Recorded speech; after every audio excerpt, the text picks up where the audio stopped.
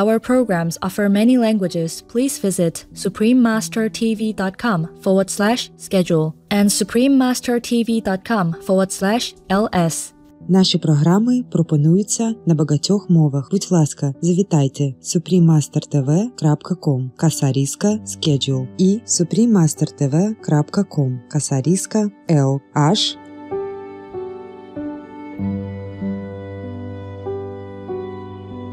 Alexandra was introduced to the esteemed Madame Helena Petrovna Blavatsky, a vegetarian, the founder of the Theosophical Society, who had a significant influence on her.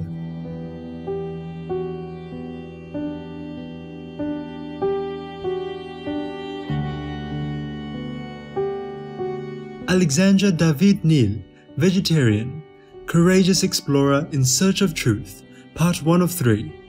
Continue watching to find out more.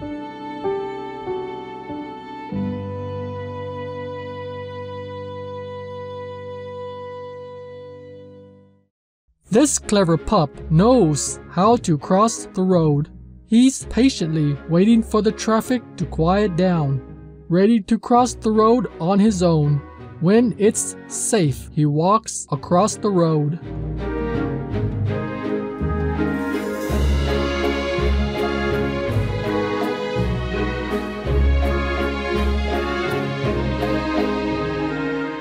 Vous cherchez un partenaire pour vous aider à diffuser le message végan. Vous pouvez le faire, Dovme.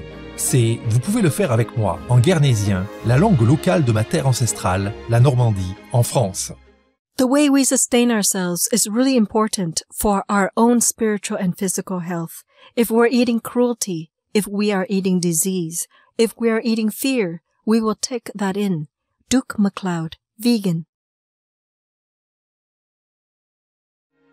Téléspectateurs bien-aimés, je m'appelle Alan et je représente avec grand honneur ma magnifique terre natale côtière du nord-ouest de la France. Je me joins à mes sincères concitoyens français pour vous souhaiter une abondante inspiration divine. Bienvenue dans l'émission Alexandra David Néel, végétarienne, une exploratrice courageuse à la recherche de la vérité. Première partie de 3 épisodes.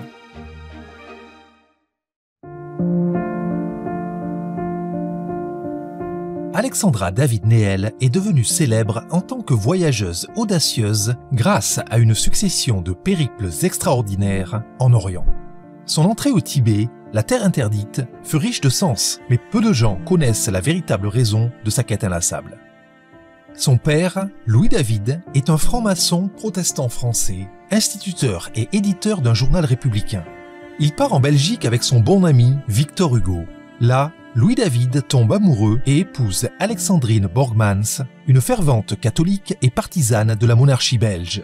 Ensemble, ils reviennent en France où ils ont leur premier et unique enfant, Louise Eugénie Alexandrine Marie David, née à Saint-Mandé en banlieue parisienne, le 24 octobre 1868. L'atmosphère austère de la maison n'a jamais étanché la soif d'aventure et de liberté de la petite Alexandra. La première preuve en est qu'à l'âge de 5 ans, l'intrépide enfant s'enfuit de la maison. Retrouvée, elle est emmenée au poste de police non sans s'être débattue. Madame David Néel écrira plus tard. Ever since I was 5 years old, a tiny precocious child of Paris, I wished to move out of the narrow limits in which, like all children of my age, I was then kept. I craved to go beyond the garden gate, to follow the road that passed it by, and to set out for the unknown.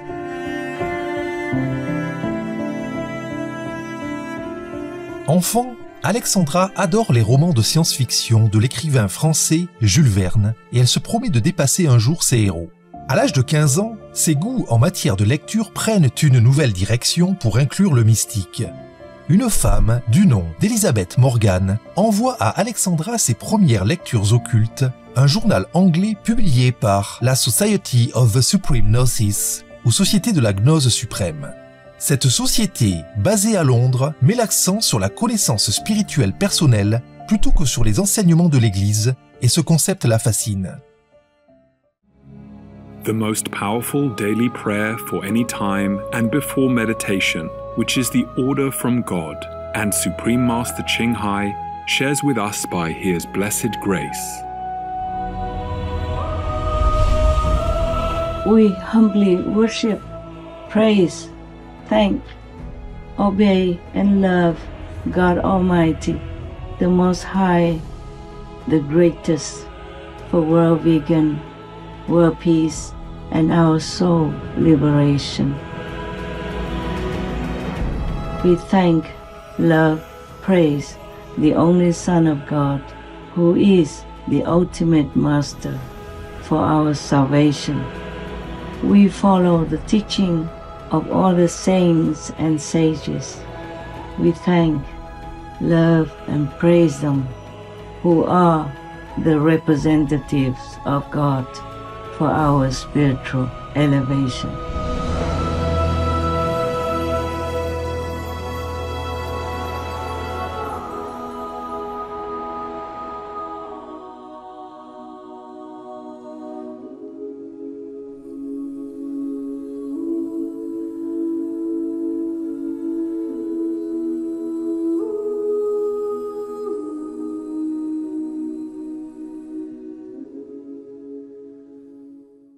La famille David retourne à Bruxelles, en Belgique, lorsqu'Alexandra a environ 6 ans.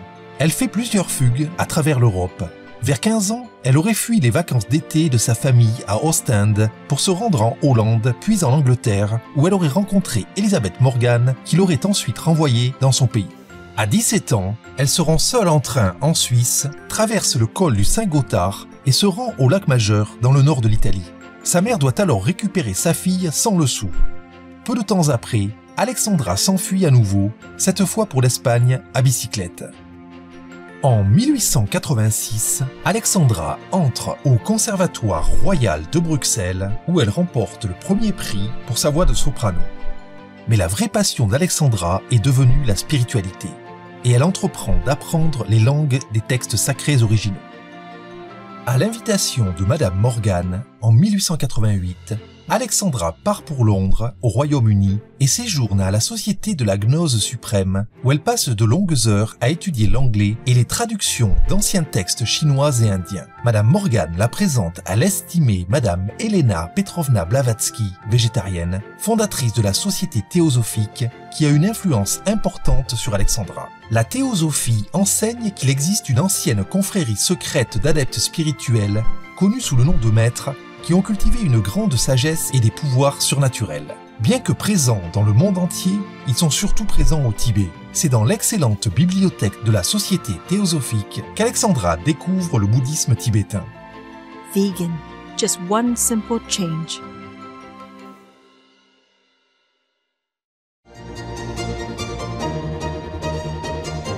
Black Panther Girl becomes sister to her dog brother.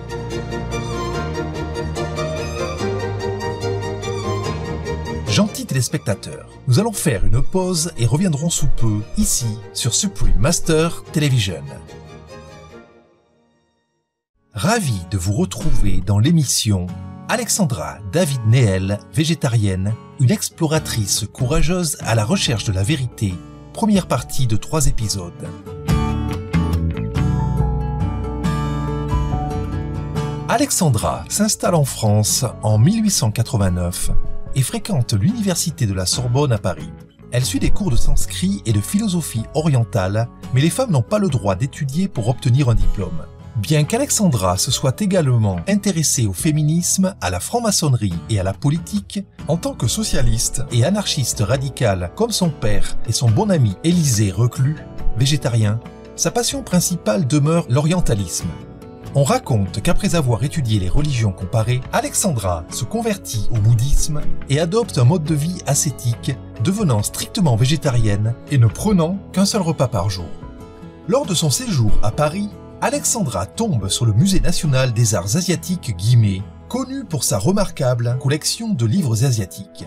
Elle se plonge dans d'innombrables textes, traduit les écrits sacrés orientaux et assiste même à une cérémonie bouddhiste tibétaine conquise par l'attrait de la spiritualité orientale. Un jour, alors qu'elle se croit seule dans la bibliothèque, elle se prosterne devant une statue du Bouddha. Témoin de ce geste, la comtesse de Bréant, étudiante en philosophie orientale, lui dit « Que la bénédiction du Bouddha soit avec vous, mademoiselle. » En écoutant la comtesse lui raconter ses voyages en Asie, Alexandra ressent un profond désir d'explorer des endroits comme l'Inde et de découvrir par elle-même les merveilles de l'Orient. Le destin veut qu'en 1891, Alexandra reçoive un petit héritage d'Elizabeth Morgan. Alexandra décide de le consacrer à un voyage à travers le Ceylan, l'actuel Sri Lanka, et l'Inde afin de poursuivre son rêve. Au cours de ce voyage d'1 an, elle rejoint les théosophes sous la direction d'Annie Besant, docteur ès-lettres et végétarienne, et elle étudie le sanskrit avec eux à Adyar, en Inde, près de Madras. Elle apprend également le yoga avec le grand Swami Bhaskarananda Saraswati, végétarien, dans la ville sainte de Bénarès, au bord du Gange. Elle fréquente de nombreux monastères et rencontre d'autres sages. Alexandra est fascinée par le mystère et la magie qu'elle découvre en Inde et par la musique tibétaine qu'elle entend pour la première fois. Peace is happening around our world.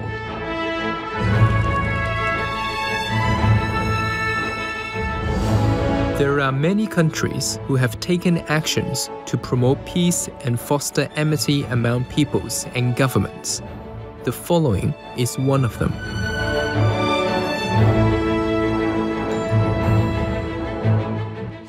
Etc.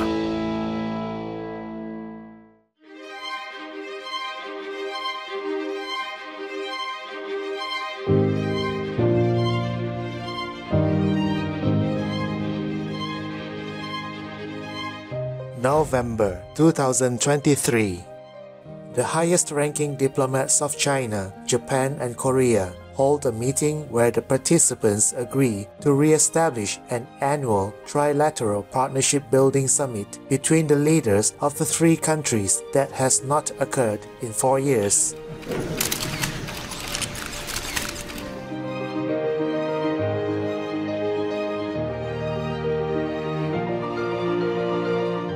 By creating peace, we all can make a loving, serene, and prosperous world.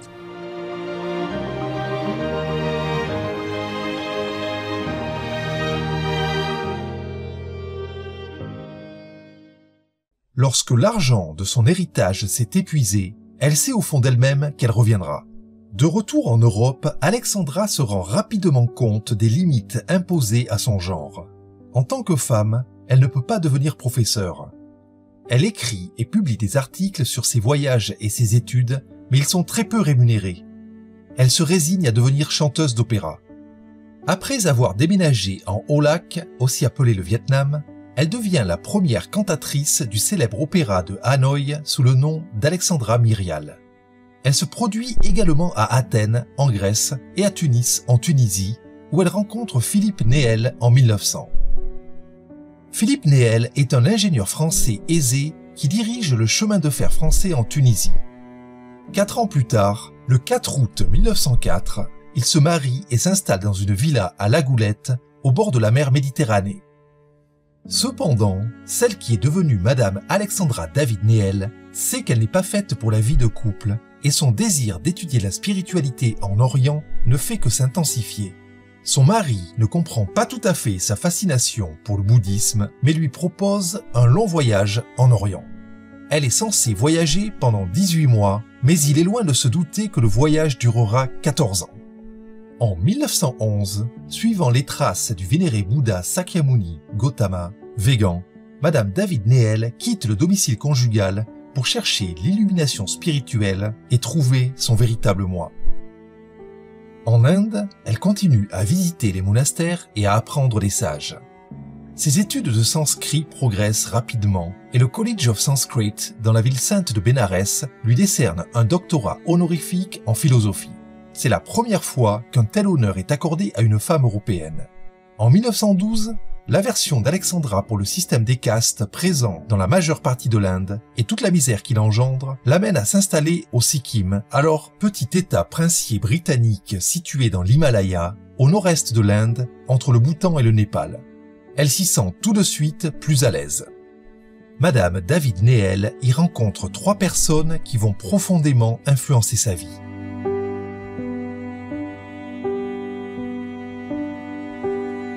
En 1914, elle rencontre sa sainteté Sidkeong Tulku Namgyal, avec qui elle se lie d'amitié et qu'elle conseille en politique et même dans des affaires privées comme le mariage pendant son bref règne en tant que Maharaja du Sikkim. Il est étonné par ses vastes connaissances du bouddhisme et la présente à des lamas des branches bonnet rouge et bonnet jaune du bouddhisme tibétain. Pour plus d'informations sur Alexandra David Neel, végétarienne, veuillez visiter alexandra-david-neel.fr.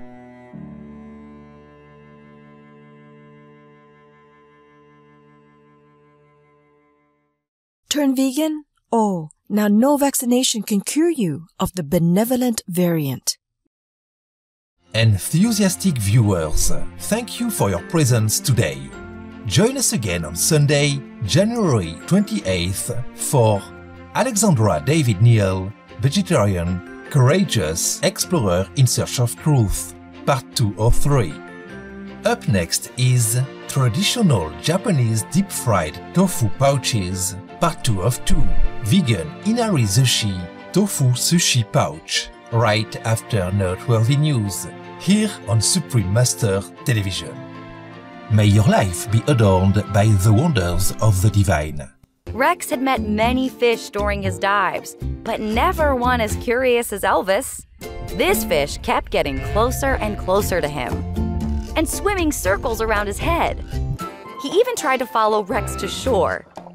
So a few weeks later, he came back to the lake and dove below the surface. He looked all around. It was Elvis! Had he been waiting for Rex to show up? They were both so excited to be together again. Whenever other fish would get too close to Rex, Elvis chased them away, like he was trying to be protective. Rex taught Elvis a special sound, so that when Elvis heard it, he'd know how to find him. The next time Rex went diving, he made the special sound.